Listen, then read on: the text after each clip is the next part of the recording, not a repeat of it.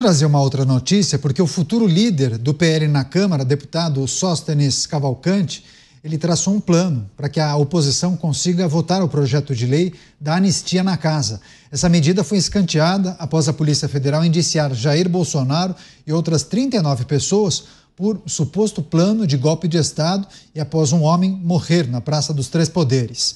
O PL tentou condicionar o apoio a Hugo Motta, que disputa a presidência da Câmara, ao compromisso de pautar o projeto da anistia.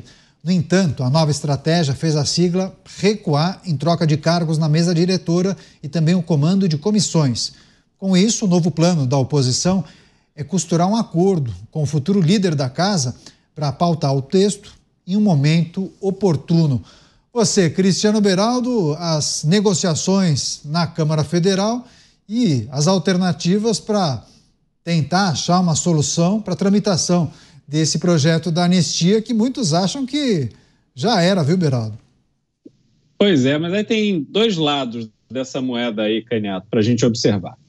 Uma coisa é um consenso que existe de que as punições recebidas por boa parte das pessoas que estavam no 8 de janeiro são excessivas para os atos cometidos. Pessoas que tinham sua vida, seu emprego, seu trabalho, suas famílias, claramente não eram pessoas ali envolvidas numa seita clandestina que visava tomar o poder de forma violenta.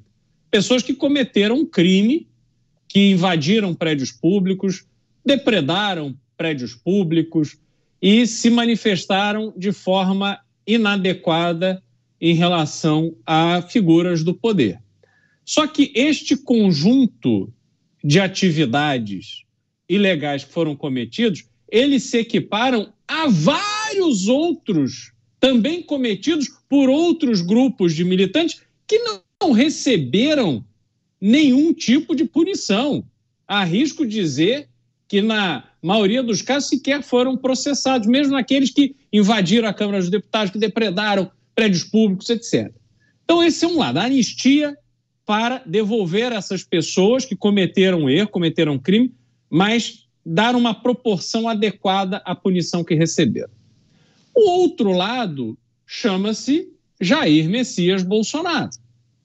E Bolsonaro, para um universo de deputados que foi eleito na esteira do movimento chamado de bolsonarista, é fundamental que o ex-presidente esteja fortalecido nas eleições de 2026 para que eles consigam, estes deputados, consigam se reeleger na esteira de uma candidatura de Jair Bolsonaro ou de uma movimentação eleitoral de Bolsonaro, mesmo que seja para apoiar um de seus filhos.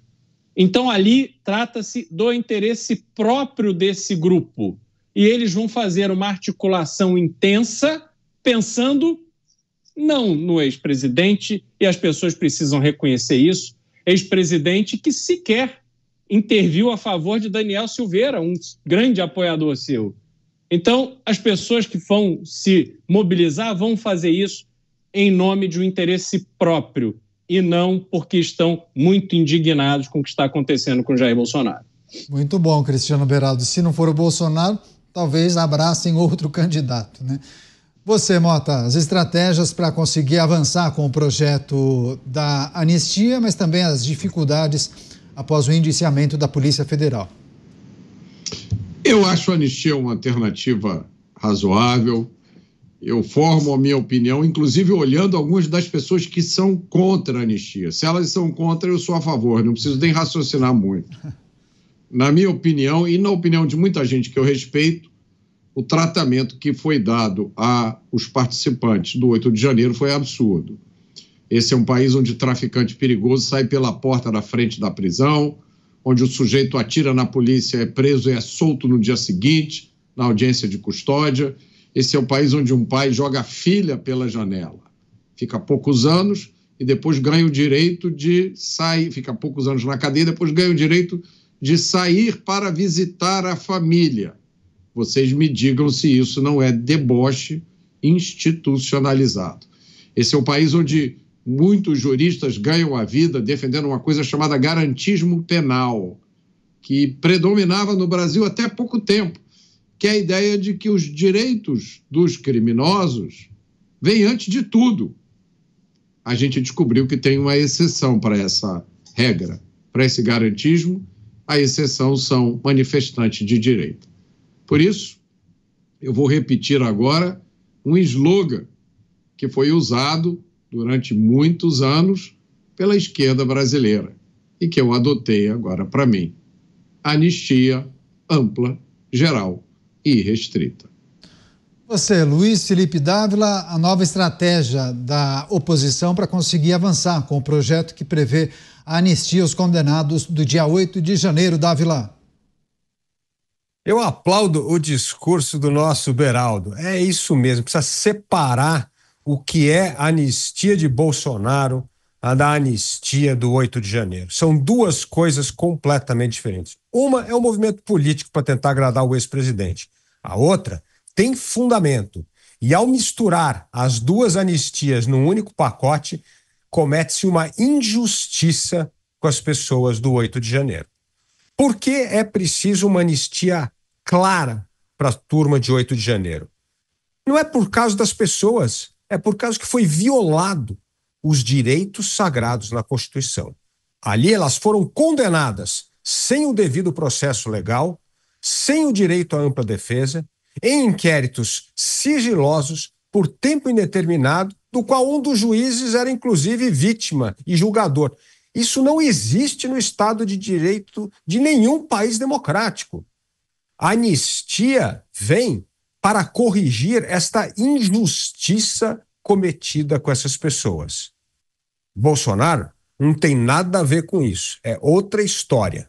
Então, ao misturar a anistia de Bolsonaro com a anistia de 8 de janeiro, o que a gente está fazendo, Canhato, é uma injustiça, porque nós estamos sepultando essa matéria, porque torna-se uma matéria política e não mais uma matéria de resgatar os princípios constitucionais, dos quais deveriam ter sido seguidos antes de condenar essas pessoas. Por isso existe uma enorme diferença entre a anistia de Jair Bolsonaro e a anistia dos envolvidos em 8 de janeiro.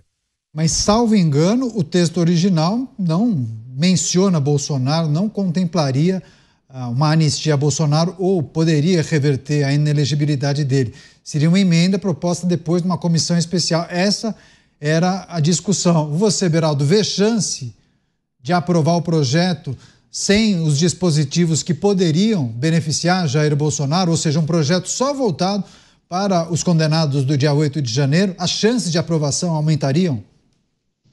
Não, isso eu não tenho dúvida. Agora, o próprio ex-presidente, em live recentemente, ele foi pedir, por favor, com toda a educação, com toda a gentileza, com todo o carinho, ele foi pedir, por favor, para o senhor ilustríssimo presidente da República, Luiz Inácio Lula da Silva, e o senhor ilustríssimo ministro do Supremo Tribunal Federal, Alexandre de Moraes, que considerassem, gentilmente, com muita caridade, a anistia para que o Brasil pudesse passar a olhar para frente e a gente deixasse tudo o que aconteceu para trás.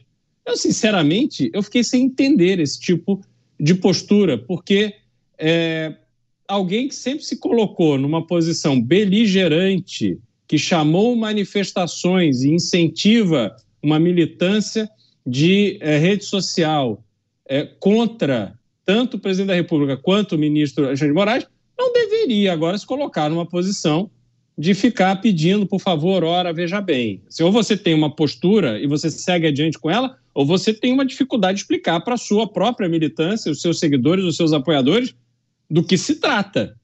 Porque é uma mudança, é uma guinada a cada hora para um lado, depois para outro, que realmente é difícil de acompanhar. E aí eu sempre lembro de uma percepção que tenho, Canhada, dessa falta de testosterona na política brasileira, essa falta de firmeza em posições. Ou você tem a sua posição ou você não tem. Ou você tem as suas ideias e as defende, ou você não tem ideia absolutamente nenhuma e é fruto da conveniência, do medo, da covardia. E isso eu não aceito, isso eu não admito.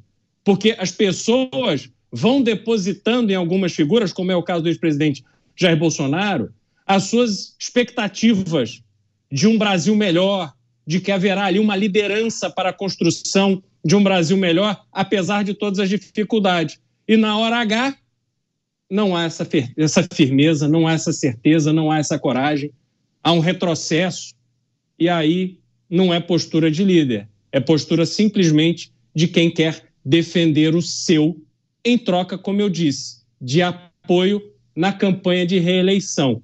Mas a gente está cansado de ver pessoas na política que estão preocupadas apenas em salvar a própria pele. Quando você menciona essa mudança de postura, mudança no padrão de comportamento de Jair Bolsonaro, eu mesmo escutei várias pessoas até estranhando essa fala dele, esse comportamento, essa postura que ele adotou, e alguns até interpretaram que poderia ser uma persona, um jeito irônico dele se referir ao problema. Enfim. Mota, você sinalizou que é a palavra? Quer fechar? Mas está fechado o microfone. Checa pra gente. Eu queria fazer um comentário sobre o comentário do Dávila, que é um ponto que ele já levantou algumas vezes aqui, e eu queria respeitosamente discordar. Porque o Dávila divide o problema em duas partes, né? Uma parte é dos manifestantes de 8 de janeiro, e a outra parte seria a de Jair Bolsonaro e outras pessoas. E o Dávila, se eu entendi o argumento, ele diz que você anistiar as pessoas, os manifestantes do 8 de janeiro, é fazer justiça, corrigir uma injustiça que foi feita. Que, na opinião de muita gente, é uma decisão a qual falta, no mínimo, coerência jurídica. E se você coloca Jair Bolsonaro e os outros políticos, isso vira uma questão política. Mas os manifestantes de 8 de janeiro, na minha opinião, eles só foram tratados desse jeito porque aquilo foi uma situação política. Não é possível você olhar para as decisões sobre o 8 de janeiro e achar que elas foram tomadas apenas do ponto de vista jurídico. Não há como chegar a essa conclusão. Na minha opinião, tudo faz parte do mesmo conceito, do mesmo contexto jurídico.